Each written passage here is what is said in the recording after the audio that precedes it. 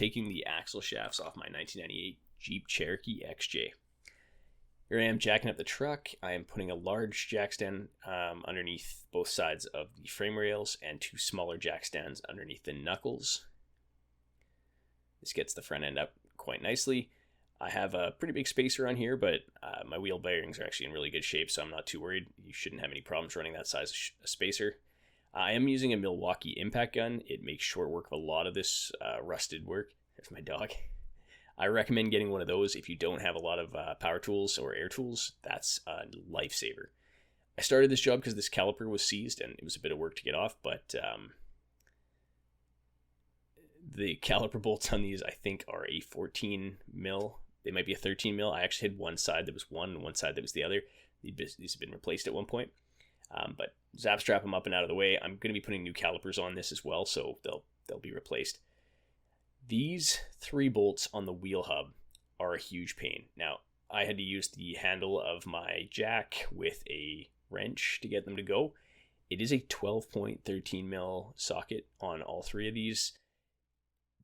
With the rust, I didn't want to break it, so I was pretty careful. But I do recommend you get some 12-point sockets to get these off.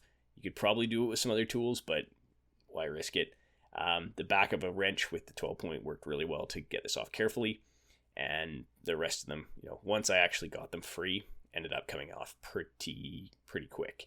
But I did need the jack handle on all except the top bolt, which makes a lot of sense with Sultan being close to the road.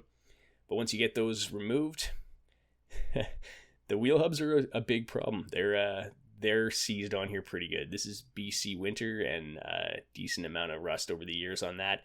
So resulted to hitting it with a sledgehammer. Now, I had about 3 takes with this. It took me about half an hour each side to get them finally to break free and come off. I damaged both dust shields pretty badly, and I was thinking I'd repair them, but they're super cheap on Amazon, so I'm just going to get a new dust shield on both sides.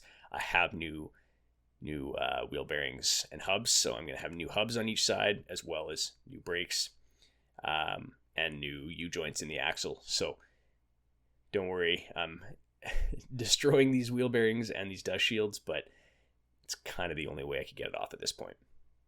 But once you get them free, they come off pretty easy. And then really, I was looking at saving the dust shields, but I'll probably replace them. The axle shaft comes out really nicely, just slides right out. I left one side a little low, so I actually dropped some fluid out of my axle. So keep an eye on that and make sure you keep your axle as level as you can. But the same on this side. Again, took me about half an hour and 3 takes to get this wheel hub off. Just going to town with a hammer. Destroyed the dust shield, but once you get it off, it's a really satisfying feeling. I was trying to fix this, but you'll see how mangled it actually got.